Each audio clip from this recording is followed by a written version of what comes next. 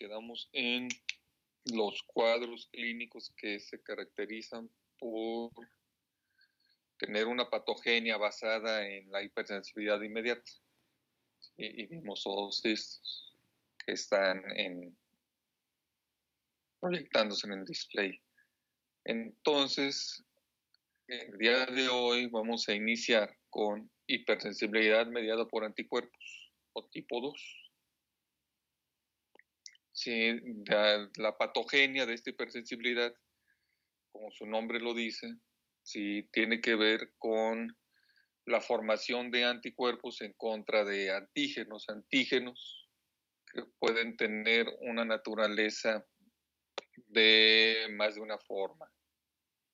Por un lado, se pueden formar antígenos, ¿sí?, o moléculas normales que están dentro de las membranas celulares o de la matriz extracelular, que por algún motivo se convierten en antígenos que son reconocidos por el sistema inmune, antígenos a los cuales se les forman anticuerpos.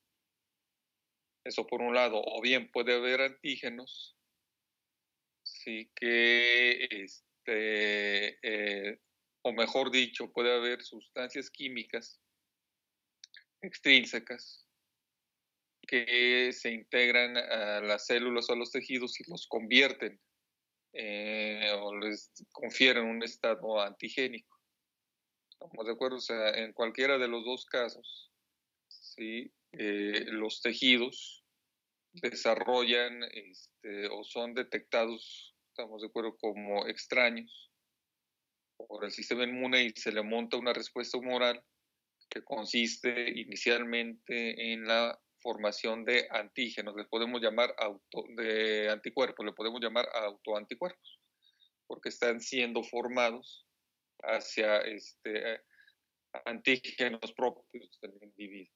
Entonces, ¿cómo ocurre este fenómeno de hipersensibilidad mediado por anticuerpos? Bueno, puede ocurrir de tres maneras. Uno es la opsonización y la fagocitosis, tal cual ocurre en situaciones normales, por ejemplo, ante un microorganismo. En un momento más aparece, doctores, este rengloncito en su display. Vamos a esperar.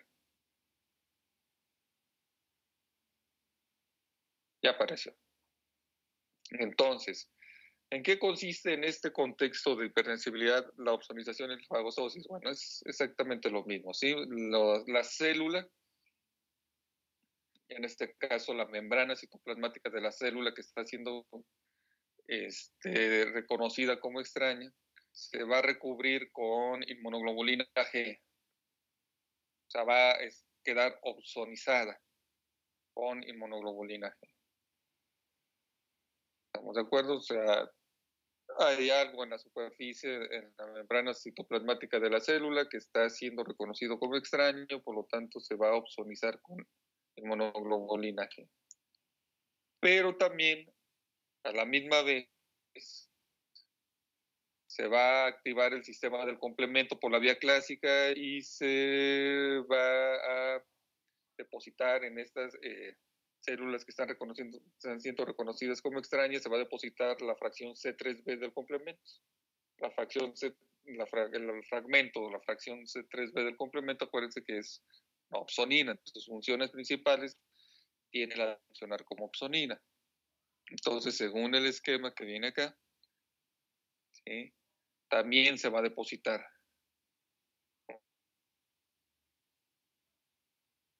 el sistema de complemento, que en este caso está esquematizado de esta manera, como estoy señalando con el puntero rojo. Sí, acuérdense que la vía clásica de la activación del complemento tiene que ver con anticuerpos, con inmunoglobulina G y inmunoglobulina M o M. ¿Estamos de acuerdo? Se activa sobre la célula y te da C3b. Bueno, C3b en este caso va a opsonizar. Sí, y eso va a generar fagocitosis por neutrófilos y por macrófagos. Hay que recordar también que en este caso el fagocito, puede ser neutrófilo, puede ser un macrófago, tiene receptores para los dos elementos y los tiene elementos tiene receptor para el factor cristalizable del G, pero también tiene receptores para C3b. Entonces va a reconocer a esta célula como fagocitable y se la va a fagocitar. Y esto te va a causar, lógicamente, lesión, muerte celular. Muerte celular, ¿sí? En todo caso. Y eso viene de la mano pues, con daño, ¿no? Daño celular, daño tisular. Eso sería uno de los mecanismos, es uno de los mecanismos de hipertensión mediada por anticuerpos. Otro mecanismo que se... no, perdón, antes de hablar de los otros mecanismos. Cuadros clínicos asociados a este tipo de patogenia de opsonización y fagocitosis. Tenemos las reacciones transfusionales, son las reacciones... ahorita en un momento más les aparece, doctores. Vamos a esperar a que aparezca en el display antes de seguir con la clase. Está muy lenta la red. Creo que ya aparece, doctor.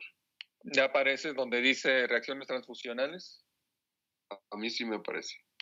Sí, doctor, ya. Sí, ya aparece. Perfecto, doctor. muy bien. Entonces, muy bien, tenemos las reacciones transfusionales. ¿Estamos de acuerdo? Una reacción transfusional es cuando un huésped recibe sangre para la cual no es compatible. Entonces, esto lo que va a causar es un fenómeno denominado hemólisis, en donde el sistema inmune va a destruir todos esos elementos, formas de la sangre que no son compatibles con el individuo que lo recibió. Tenemos la eritroblastosis fetal. Estamos de acuerdo que en este caso, aunque el nombre dice eritroblastosis, eso se tiene que ver con la anemia hemolítica que desarrollan, o la hemólisis, mejor dicho, porque tal vez ni siquiera llega a anemia, que desarrollan los recién nacidos por el paso de inmunoglobulina G a través de la placenta. ¿Estamos de acuerdo? Entonces, este hemólisis se puede activar desde la vida prenatal y puede continuar un poco durante la vida, los primeros días de vida. ¿Estamos de acuerdo? Y esto tiene que ver con incompatibilidad sanguínea entre la madre y el bebé. Tenemos la anemia hemolítica autoinmunitaria, que es una enfermedad más común en el Mediterráneo, en donde también los eritrocitos son destruidos a través de este mecanismo. Tenemos la granulocitosis autoinmunitaria, en donde tiene la línea granulocítica o de los granulocitos, de los leucocitos blancos.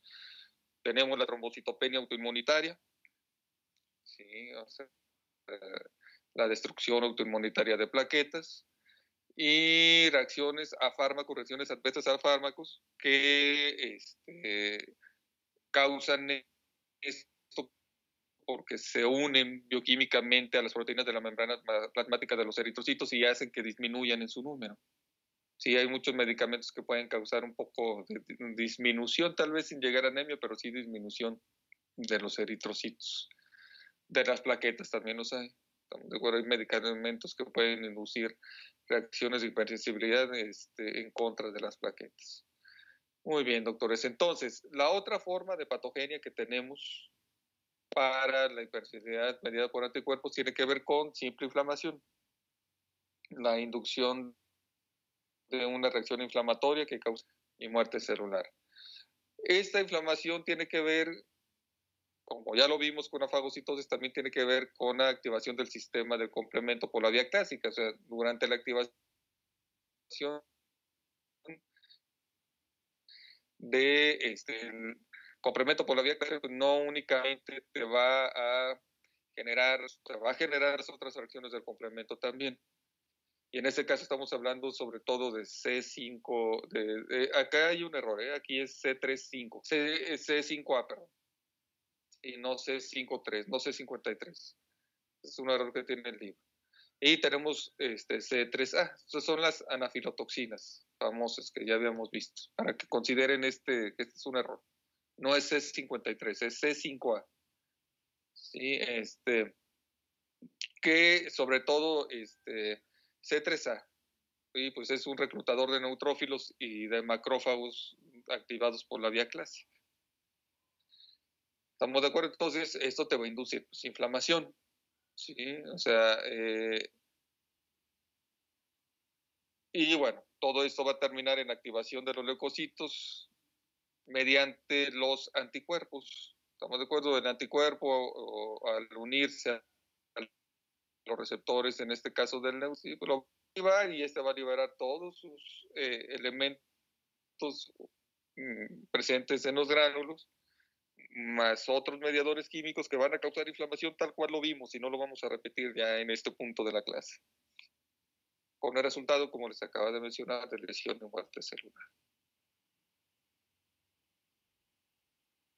Cuadros clínicos que están asociados a esta patogenia, ¿sí? o a esta, digamos, forma de actuar de la hipersensibilidad mediada por anticuerpos tipo 2. Bueno, es la glomerulonefritis, el rechazo vascular de injertos, órganos injertos, entre otros cuadros clínicos.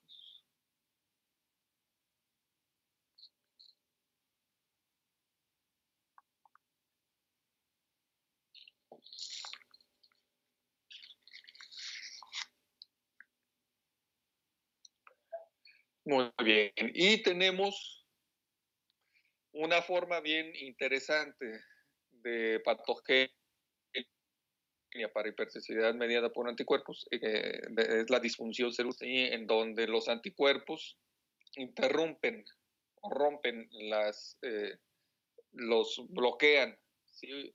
La actividad funcional en un tejido, pero sin causar lesión, destrucción celular.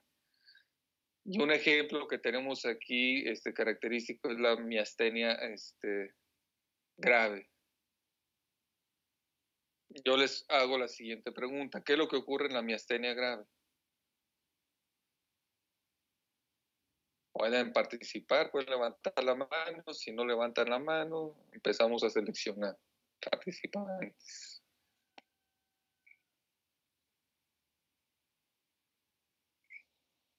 Doctor Emilio, como siempre, adelante. Los anticuerpos bloquean los receptores para la acetilcolina, entonces los músculos esqueléticos no van a poder, pues, literal, moverse. Muy bien, doctor. Gracias. Entonces, lo que ocurre acá es que se forman anticuerpos que bloquean o se unen a los receptores de la acetilcolina, en la placa motora. ¿Estamos de acuerdo? Entonces, la transmisión de acetilcolina, que es el neurotransmisor o la transmisión neuromuscular de la acetilcolina, sí, no tiene efecto. O sea, sí hay producción de acetilcolina por la terminación nerviosa, pero la placa motora en el músculo no la recibe porque está bloqueada, están bloqueados sus receptores. Entonces, ¿qué le va a causar esto al paciente? Debilidad muscular, parálisis muscular. ¿Estamos de acuerdo? Sin que necesariamente haya destrucción de la placa neuromotora. No hay destrucción de la placa neuromotora, nada más está bloqueada. Esa es una de las formas de disfunción celular. Y tenemos otra forma de disfunción celular, la estimulación de respuestas celulares excesivas, como lo que ocurre en la enfermedad de... Yo les hago la siguiente pregunta. ¿Qué consiste esta patogenia? ¿Qué consiste la enfermedad de Graves? ¿Cuál es su patogenia básica? Doctora Abela Arad. Adelante. Pues básicamente produce un hipertiroidismo en la glándula tiroides, ¿no? Sí, pero ¿por qué? ¿Cuál es la patogenia? Bueno, pues según yo se secretan hormonas de la tiroides. Sí, pero ¿qué es lo que causa que se secreten o que haya un incremento en la secreción de hormonas tiroideas? Pues los anticuerpos contra receptores para las hormonas son estimuladas por la tiroides. Muy bien, esos anticuerpos, gracias doctor, que por ejemplo en el caso pasado te bloquean la transmisión de señales neuromotoras, sí, en este caso, sí, de la enfermedad de Graves, lo que ocurre es que esos anticuerpos no te bloquean, sino se unen a los receptores de la hormona estimulante de tiroides. Y en lugar de bloquear, te estimulan al receptor como si fuera estimulante de tiroides y hace que que la célula tiroidea produzca en exceso hormonas tiroideas. Y eso te causa un cuadro autoinmunitario de hipertiroidismo denominado enfermedad de Graves. Esos serían los dos casos más representativos de una enfermedad caracterizada por una hipersensibilidad mediada por anticuerpos con disfunción celular sin que haya lesión de las mismas células. ¿Sí? Muy bien, doctores. Entonces, las enfermedades que son causadas o tienen una base, ¿sí?, una patogenia, hipersensibilidad mediada por anticuerpos. Son todas estas. Las más importantes son las que ya vimos y ya mencionamos hace un momento. Entonces, estos serían unos ejemplos. No nos vamos a tener más aquí para que no nos perdamos con tanta información.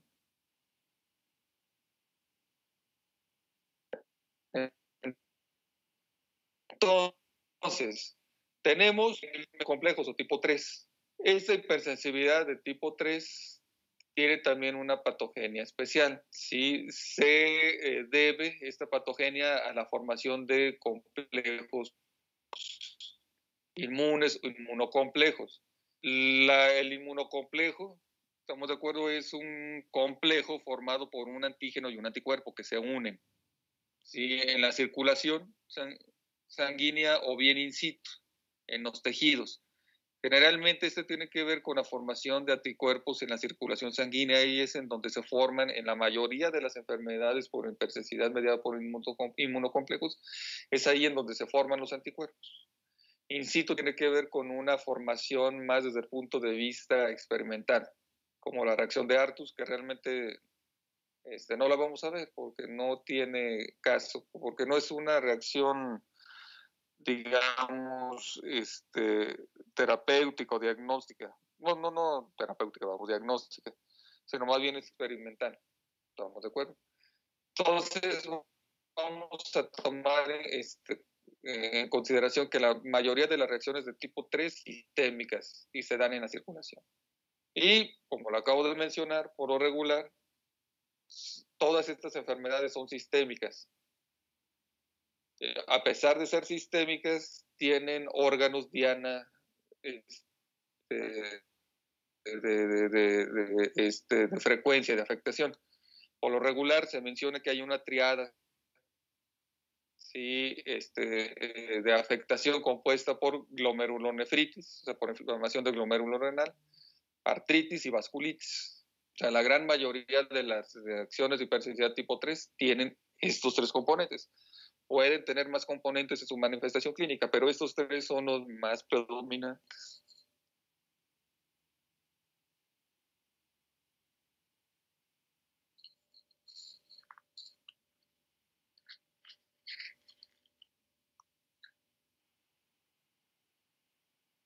Muy bien, doctores. ¿Y la fuente de antígenos que desatan esta respuesta de hipersensibilidad puede ser tanto externos como internos? ¿Estamos de acuerdo? En el caso de los antígenos exógenos, pueden ser proteínas extrañas inyectadas, como ocurre en la reacción de Artus, o bien proteínas bacterianas. Por eso se dice que, no sé, por ejemplo, en algunos casos de algunas pacientes que tienen lupus eritematoso sistémico, tuvieron probablemente una infección que hizo que se desatara el cuadro. Eso es una hipótesis, estamos de acuerdo. Realmente no se sabe por qué se activa la respuesta de hipersensibilidad mediada por inmunocomplejos en el lupus eritematoso. Pero se tiene cierta información o ciertas hipótesis que ponen en la mesa la posibilidad de que las proteínas bacterianas tengan, por ejemplo, un papel importante en estas reacciones de hipersensibilidad.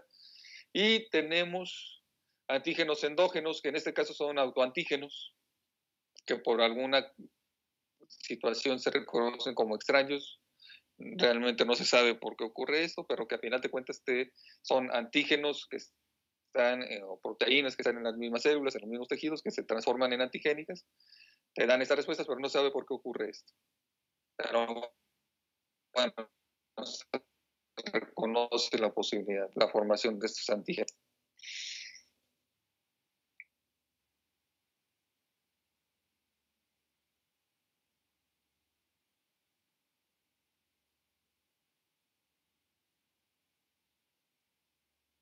Muy bien, entonces, dependiendo de la evolución, podemos tener cuadros clínicos agudos, en donde hay una única exposición a un antígeno,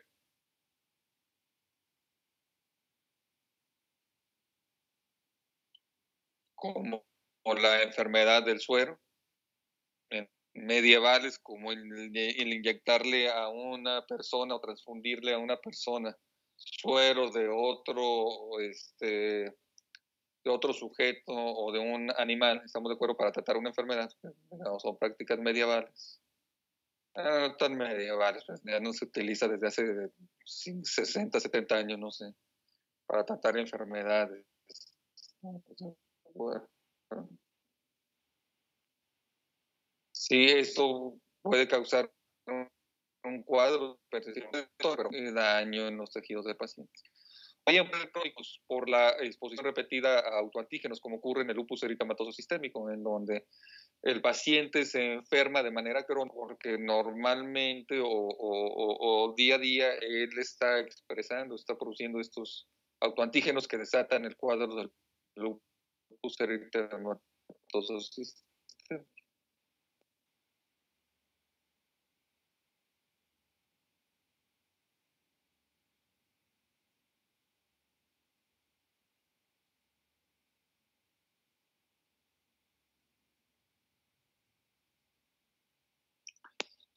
Y bueno, tenemos la reacción local de Artus, que ya les había mencionado, que básicamente tiene la misma patogenia que vamos a ver, pero se produce a nivel local, en la piel. Causa necrosis cutánea, ulceración.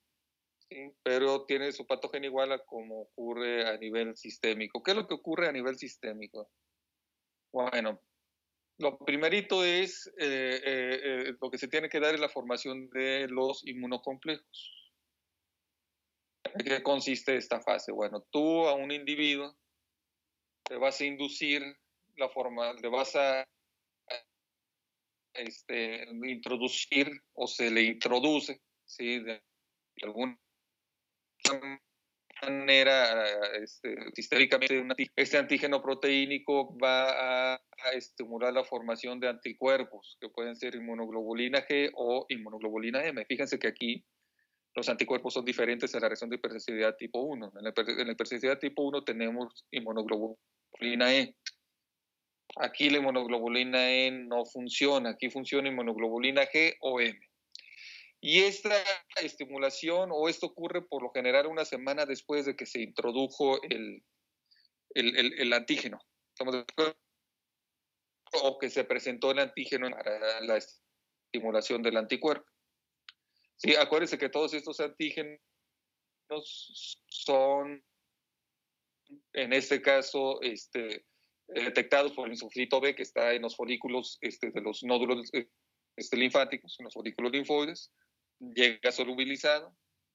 Sí, el linfocito B lo detecta con sus receptores, se activa en célula plasmática y empieza la producción de anticuerpos que son secretados hacia el torrente sanguíneo.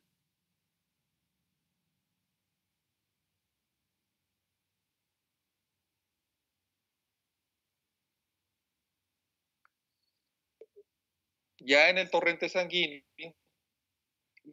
los anticuerpos IgM o IG se van a unir al antígeno que está en circulación y se va a unir de manera indefectible, o sea, no se va a separar. Y te va a formar entonces ya en este punto, una semana después, el inmunocomplejo. ¿Estamos de acuerdo? Entonces, primero se establece en la circulación sanguínea el antígeno, luego de ahí es llevado a los linfocitos B de los nódulos linfáticos, se transforma en célula plasmática y la célula plasmática transfiere o secreta los anticuerpos hacia el torrente sanguíneo para que se formen los anticuerpos. Muy bien, doctores. Esa es una primera fase. Existe una segunda fase en esta patogenia. Corresponde al depósito de inmunocomplejos.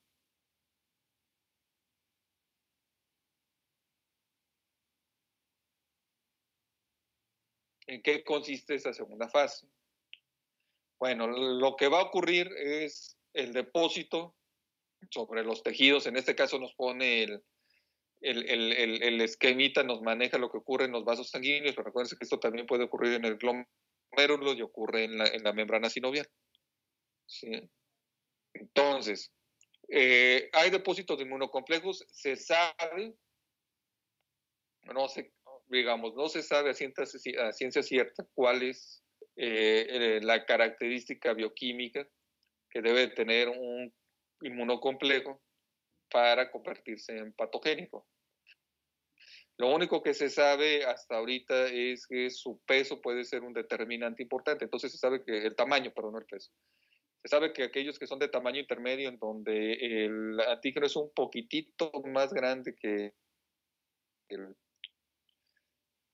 anticuerpo, generan enfermedad, son los más patogénicos. Entonces, esos se van a depositar, ¿sí?, en las células, ¿sí?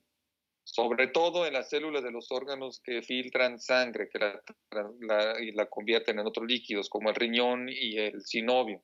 El riñón lo convierte en orina, el sinovio en líquido sinovial.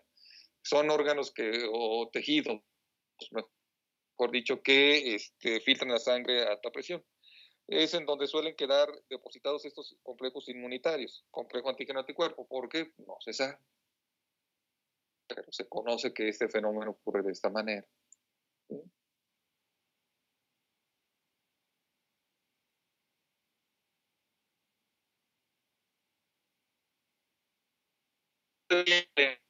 Lesión aguda y lesión incitado por estos complejos inmunes.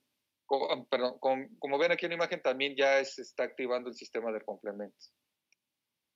El mismo sistema de complemento tiene una función importante en este sentido. Tanto los complejos antígeno-anticuerpo como el sistema del complemento te van a activar inflamación aguda y va a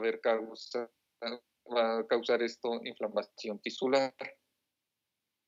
Un momento más les aparece la nueva diapositiva. Muy bien, entonces se activa el sistema de complemento. Sí, el complejo antígeno-anticuerpo, el sistema de complemento, te va a activar el neutrófilo. El neutrófilo va a cumplir pues, con lo que se le está indicando, le está dando la orden de activarse, entonces la activación va de la mano con la producción o la liberación de en sus gránulos, de la producción de ese mediador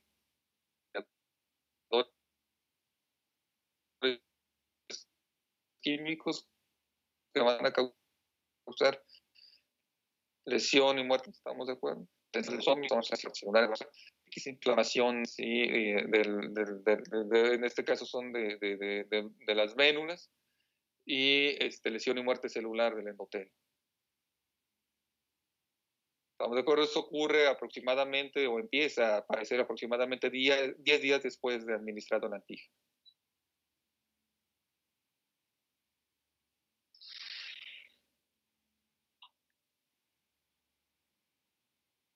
Y en ese caso, el paciente ya va a desarrollar o va a tener sintomatología como fiebre, artral, linfadenitis, proteína. Es así como debutan, ¿estamos de acuerdo? Por ejemplo, la enfermedad característica de este contexto, ¿no? Que es el lupus eritematoso sistémico. Muchos pacientes empiezan con fiebre, empiezan con ronchas en la piel, prurito, ¿sí?, dolor en las articulaciones, aumento de volumen de los nódulos linfáticos y proteinuria.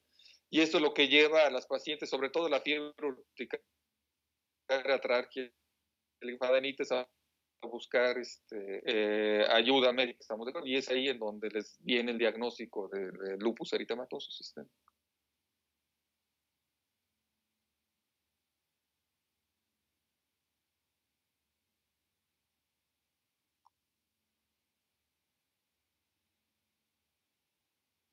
Muy bien, doctores. Entonces,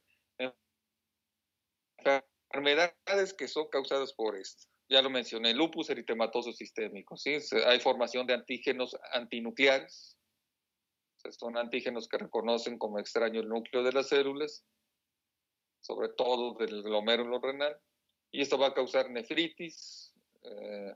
En la piel también va a haber anticuerpos antinucleares, en el sinovio, entre otros sitios, estamos de acuerdo. Pero aquí, digamos, lo más importante del lupus eritematoso es el daño que hay a nivel renal y a nivel cardíaco también. Tenemos glomerulonefritis post-estreptocóxica, estamos de acuerdo. Tenemos otras enfermedades que son bien raras que no vamos a mencionar en este caso. Quedémonos nada más con lupus eritematoso sistémico, como la enfermedad heráldica, la representativa de este grupo. Y tenemos la hipersensibilidad mediada por linfocitos, por tipo o tipo 4. En este caso, los linfocitos que están inmiscuidos en esto son linfocitos T. Pueden ser linfocitos colaboradores CD4 positivos o linfocitos citotóxicos CD8 positivos. Cada uno tiene su patogenia. En el caso de la patogenia de hipersensibilidad mediada por linfocitos T CD4 positivos, sí, tenemos un cuadro denominado hipersensibilidad retardada. La hipersensibilidad retardada es la contraparte de la hipersensibilidad inmediata, por eso se le llama de esta manera, porque es una hipersensibilidad que ocurre, sí, o tarda más en ocurrir. Estamos de acuerdo en comparación con la hipersensibilidad inmediata, que ya vimos, o tipo 1. En este caso, la hipersensibilidad retardada sí ocurre en individuos que están previamente sensibilizados o de alguna manera ya se expusieron al antígeno que desata esta respuesta de hipersensibilidad. ¿Estamos de acuerdo? Entonces, en individuos previamente sensibilizados, ¿sí? Tú vas a administrar para crear, o se va a administrar para crear o formar una respuesta de hipersensibilidad retardada local. Se va a administrar cutáneamente el antígeno, sí, a través de una inyección intradérmica.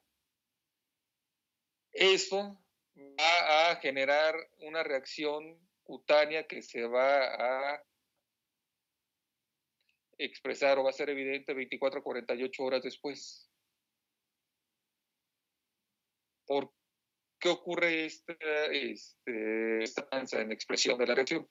Porque aquí se tienen que activar, ¿sí?, linfocitos T colaboradores, y esto lleva un poco más de tiempo en comparación con la respuesta de hipersensibilidad inmediata. Estamos hablando que tiene que haber activaciones de TH1 y TH17. ¿Qué es lo que hacen o cómo se activan estos TH1 y TH17? Bueno, lo que tiene que darse es la presentación del antígeno hacia el linfocito T. Voy a apagar el micrófono porque hay ruido en la calle, permítanme, doctor.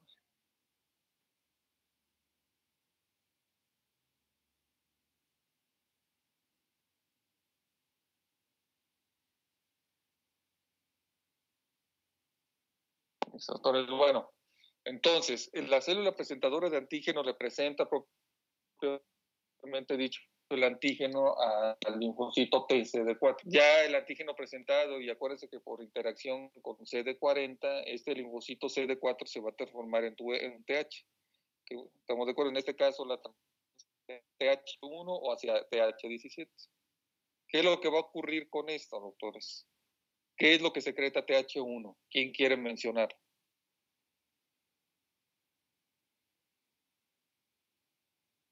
¿Pueden participar? O vamos a abrir acá. A ver, doctor Abel Arat, ¿qué es lo que secreta TH1? Pues empieza a secretar citocinas, ¿no? Claro, ¿cuál? La IFN gamma. Interferón gamma, muy bien. ¿Y el TH17? ¿Quién quiere participar?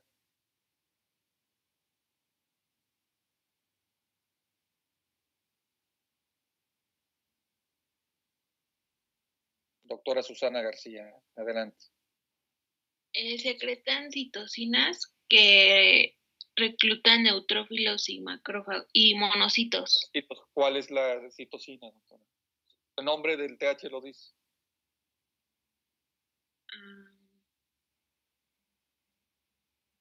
CD. ¿Quién quiere ayudar?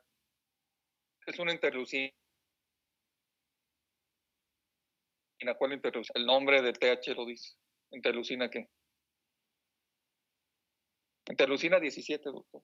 ¿Estamos de acuerdo?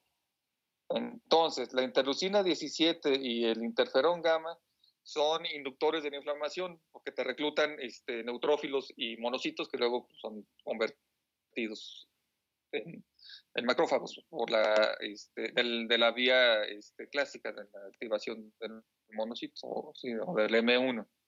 Entonces, esto te va a causar lesión tisular, destrucción de los tejidos, estamos de acuerdo, por un fenómeno iniciado o hasta cierto punto controlado por el linfocito CD4. ¿Sí? Y clínicamente tenemos dos cuadros clínicos de persicidad retardada. La retardada, o digamos en algunos la inflamación granulomatosa puede tener esta base de persicidad retardada. No siempre. Pero vamos a ver nada más el esquemita que viene en el libro, porque no vale la pena repetir lo que ya vimos en la inflamación. Entonces, ¿qué es la reacción a la tuberculina? Bueno, en un individuo que estaba ya sensibilizado, que previamente se expuso al bacilo de la tuberculosis, cuando tú quieres saber, mejor dicho, si un individuo ya estuvo previamente expuesto al bacilo de la tuberculosis o no, de cualquier manera que sea, y se hace una prueba cutánea con una proteína que se llama PPD o derivado proteínico purificado. El PPD contiene una proteína derivada del bacilo de la tuberculosis. Es una proteína, digamos, que no causa la enfermedad, pero sí es antigénica y te da estas respuestas de hipersensibilidad mediadas por linfocitos si el individuo ya se expuso a la tuberculosis. Entonces, ¿qué es lo que hace o cómo se administra el PPD? Bueno, el PPD o la prueba de la tuberculina con administración de PPD al paciente se le inyecta intracutáneo, ¿estamos de acuerdo? La proteína que contiene una fracción antigénica del Mycobacterium tuberculosis. Y lo que se espera clínicamente que ocurra esto es que haya eritema, haya induración. Ahorita les va a aparecer esta que estoy hablando, vamos a esperar. Muy bien. Va a haber eritema, va a haber enrojecimiento de la piel, va a haber induración en las primeras 8-12 horas después de haber administrado el PPD, con una máxima expresión de las 24 a las 72 horas. ¿Sí? Y luego de manera muy escalonada empieza a desaparecer. Ahora bien, ¿cómo se mide eso? Bueno, lo que miden los médicos es qué tanto se puso duro o se induró y qué tanto creció la parte central, ¿sí?, del área de reacción. No tanto este anillo que tiene alrededor, sino esta parte central. Lo que ven los médicos y algunas otras características para determinar si la prueba es positiva o no. O sea, ¿qué quiero decir? Que si el paciente ya se expuso previamente a la micobacteria o no. ¿Estamos de acuerdo? Depende del grado de induración y de inflamación.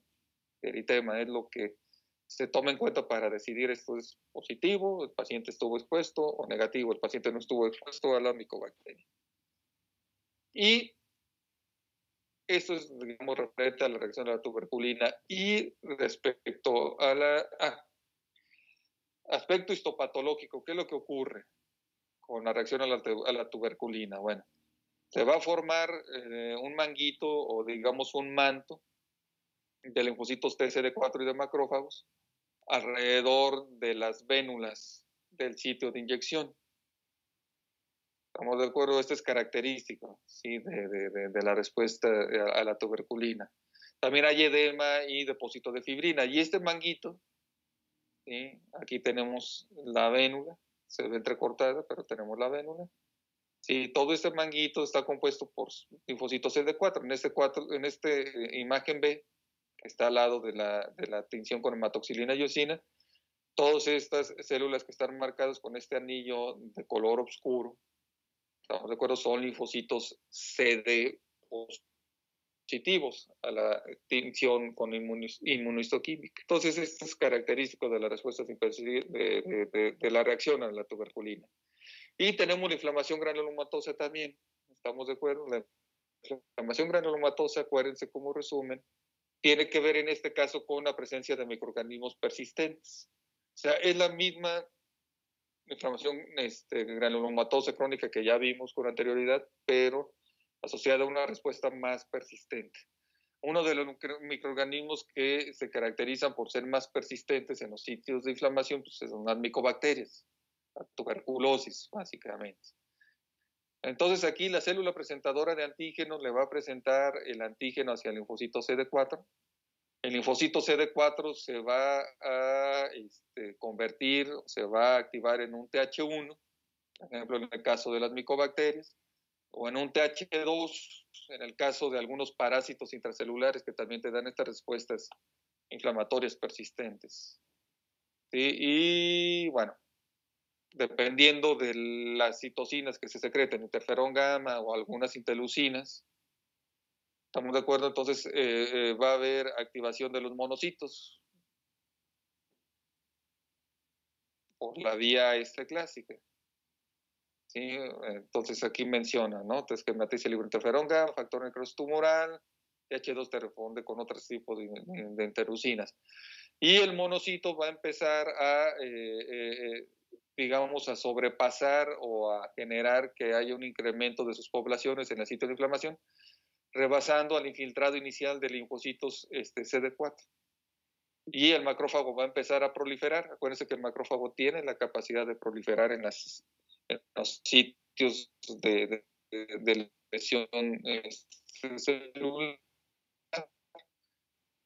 Algunos de ellos van a formar sitios celulares, indígenas células gigantes multinucleadas, sobre todo si hablamos, por ejemplo, de tuberculosis, o células gigantes multinucleadas tipo blanca. ¿Estamos de acuerdo? Y en la periferia vas a tener linfocitos, vas a tener fibroblastos, vas a tener otras células formando el denominado granuloma.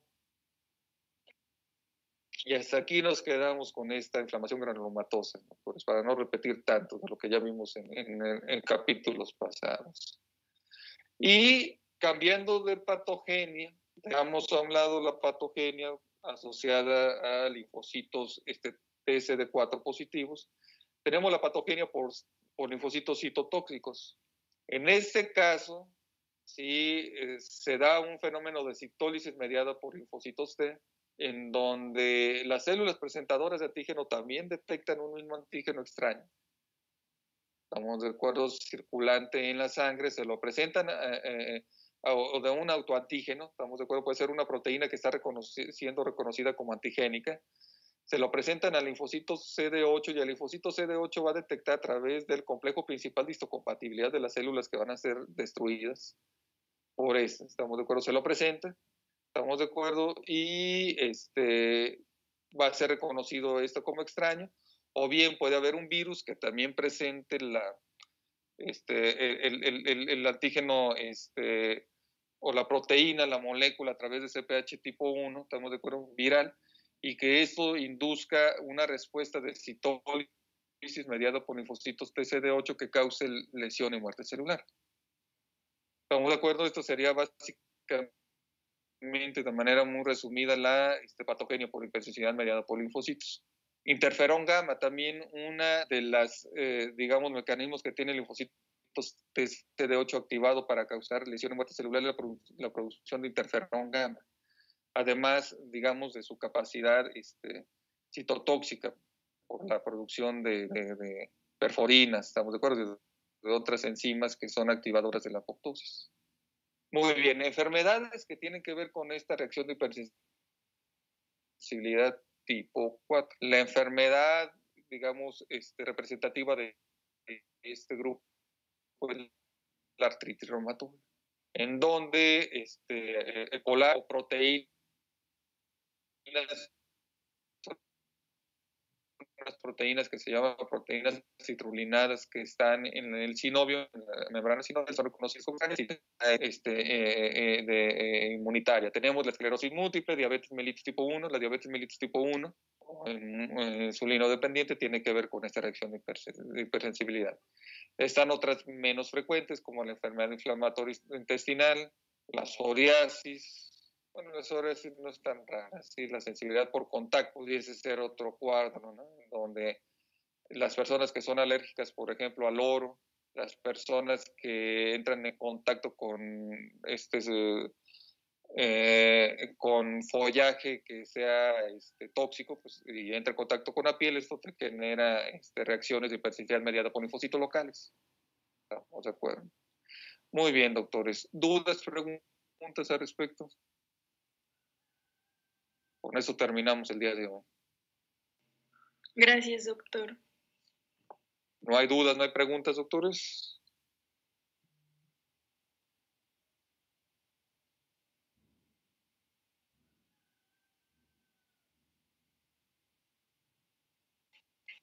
No, doctor. Muy bien, doctores. Entonces, si no hay nada más que agregar, gracias, doctor. Nos vemos el próximo lunes, doctores. Igualmente, doctor. Igualmente, doctor. Buen día. Buen día, bye.